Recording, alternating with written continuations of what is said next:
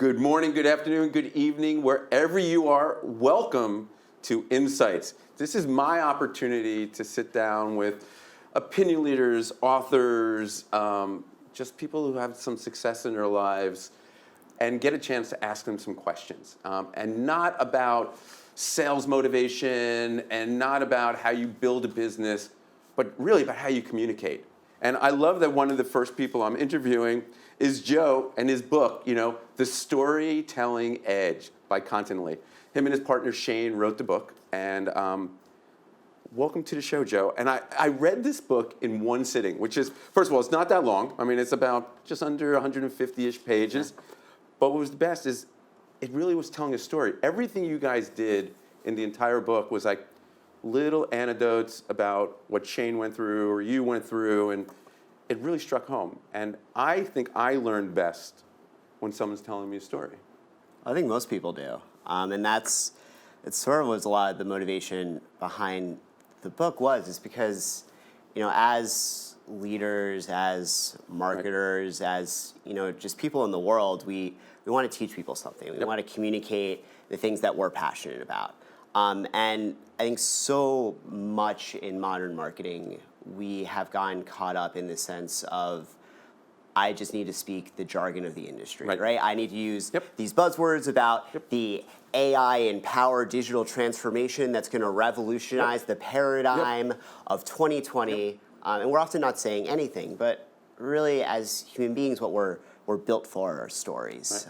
As a species, we're addicted to story. Jonathan Gottschall, the author of The Storytelling Animal, has this great line I love, which is that even as a species, we're addicted to stories. Even when we go to sleep at night, the mind stays up all night telling itself stories. And it's really true. I love that. We are a storytelling animal in every way. And really the key to everything in our lives is stories. What are some of the elements for good storytelling?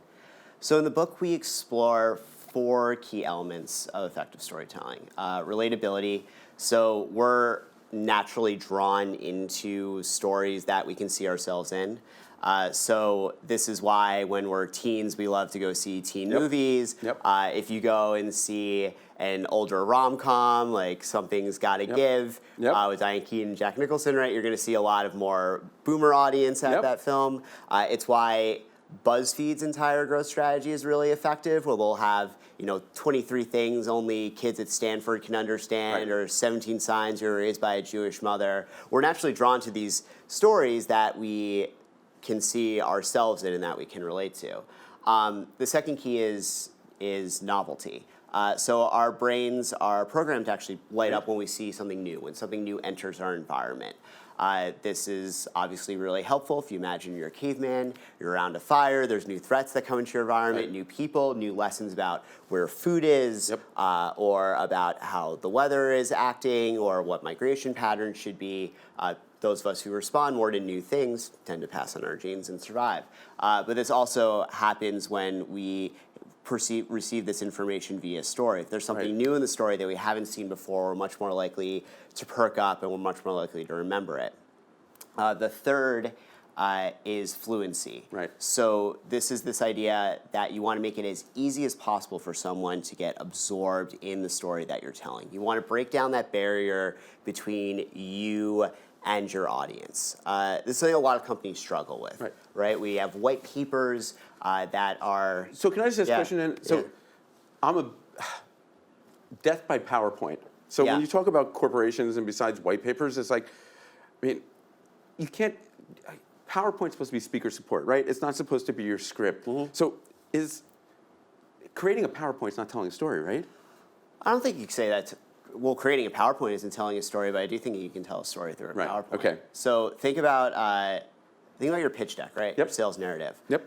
I would argue that, and it's actually something we go over in a content strategy course we made recently at Contently, that a pitch deck is a great opportunity to follow a classic storytelling pattern in the narrative. You want to start, say, in that pitch deck with the exposition, right? Say I'm selling Contently or any sort of startup. Like, what's the stage? What's happening in our industry? What's happening in marketing or content right now? And then get to the rising action, right? What are the stakes? what's at hand? Who are going to be the winners or losers? Then you show the promised land. Right. Where can we get to? And then you can have the falling action, which is what does the actual solution look like? Right. And the resolution, how will I help you? Any But you PowerPoint. have to do it with, with a story in mind, right? Or a formula, right? It's not just slide, right? No, yeah, but I think people tend to say like, think of some mediums as storytelling mediums and other mediums as not storytelling mediums. Right. I think anything can be a storytelling medium.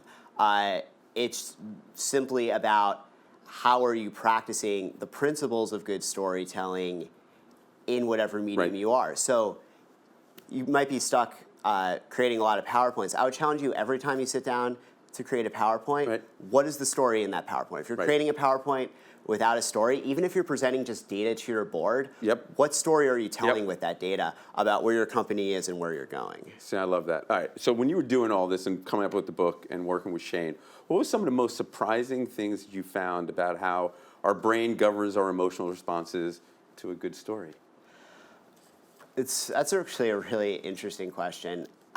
On one hand, one of the most interesting things was how much the neuroscience research validated what we instinctively have known about stories in terms of the fact that the classic story arcs from the hero's journey to Vonnegut's 6 archetypes of stories actually held up. Like this, our brains do respond to this, which was fascinating.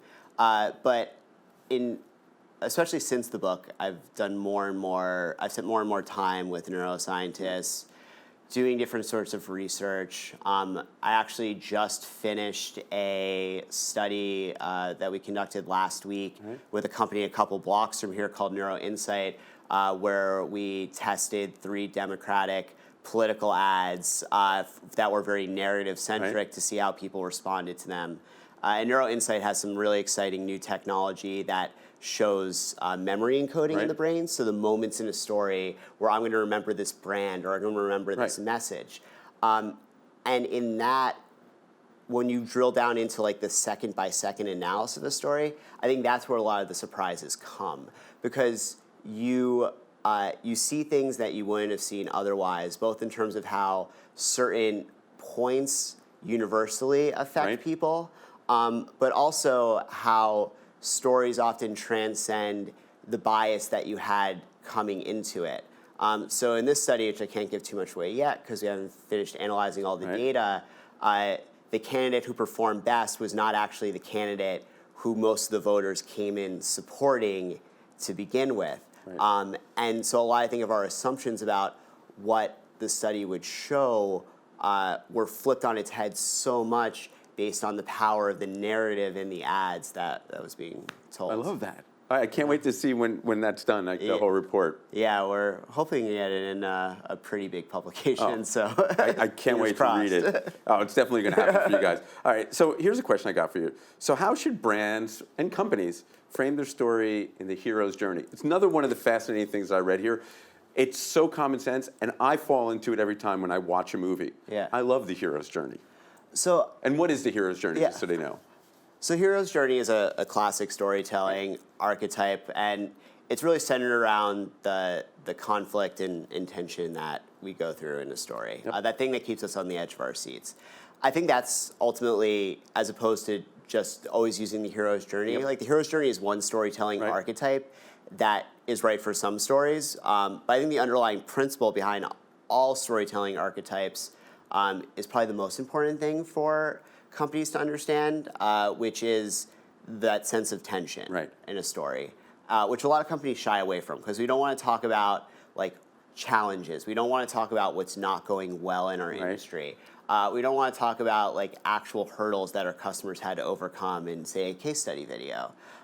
We want to sugarcoat everything and make it seem like everything is hunky-dory. And Aristotle described tension as the gap between what is and what could be. And the key to a great story is opening this gap and closing it over and over again. So think about, like, what's your favorite rom-com? My favorite rom-com? There's so many. I think it has... Wow, I am actually stumped right now on what's your favorite rom-com? All right, so it's holiday season. So I love Love Actually. All right, Love Actually. right? All right. So actually, that's one of my favorites too. Yeah. A little bit problematic nowadays, but like still something about Love Actually like gives me all the warms and fuzzies, especially around Christmas time. And this is an interesting one because there's a lot of different narratives in there, right? But with everyone, say with the little boy and the girl that he's in love with, there's this gap between what is and what could be, right? He's in love with this girl in his class, but she doesn't even know he exists. So he decides to learn the drums, and he starts to close that gap. And it seems like he's really gonna close the deal, and he's gonna get this, get her in his life. But then she's moving to London. So this gap opens again, or she's moving, I forgot where she's moving in the actual movie. And then he starts to close it again. But then right as it seems like he's killed the last performance, she's leaving for the airport. And that gap opens again, and he has to run through the airport and kiss her at the end of the terminal. And it's like this hugely satisfying moment, but it's what keeps you emotionally engaged, is this gap between what is and what could be. And this is what keeps us on the edge of our seat. In action movies, in thrillers, in Ocean's 11, anything you can think of is the sense of tension. And that's the biggest key to storytelling that anyone in any situation needs to embrace. All right, can we use an example like, how did GE get it right? So, GE is one of my favorite examples of brand storytelling. So a big part of GE's turnaround about a decade ago was the way that they started to reframe how they identified as a company, right? From an industrial company to an innovative technology company. And a big part of that was GE Reports, which is their corporate blog. It's like centered a lot both for GE geeks as well as investors that does what Thomas Kellner, their editor-in-chief, calls shoe leather reporting about the work going on inside of GE. So GE is this company with all these amazing breakthroughs being worked on, from solar energy and wind energy and jet engines and travel around the world that normally only get released when it's a finished product and it's a press release. But what Tomas did, he came over as an editor from Forbes, and he built this program in which they just did reporting, breaking news on the innovation happening inside GE and talking to these engineers and scientists who are super geeked out to talk about this new wind turbine they're developing. And those stories were so well told and across a ton of mediums. They were one of the first brands on Periscope. They really embraced a lot of the early live streaming on Facebook and Twitter. Tomas would go up in like these little one-seat airplanes and shoot these really cool videos, as well as just normal articles with really nice photography. And they were able to go viral on Reddit. They built up this huge mailing list of people who just wanted these updates because it was just pure storytelling about really cool innovations, but inherently it promoted the brand, right? It made you think of GE as, wow, this really innovative, cool company that could save the world, that could help us tackle all of our challenges with climate change. And yeah, that I think is just such a great example about the type of storytelling you can do, because every company has really interesting original data, innovations, things they're passionate about. But they need an innovative way and a way that's going to engage the audience to really care, right? Yeah, but I don't think the formula is that complicated. Like you have. Then why doesn't everyone get it right then if it's not complicated? I mean, how many companies are willing to hire a really good journalist and let them loose inside their company reporting on everything going on inside of it? People are scared. They're scared to not have everything be super controlled, to be in this tight PR Tupperware container.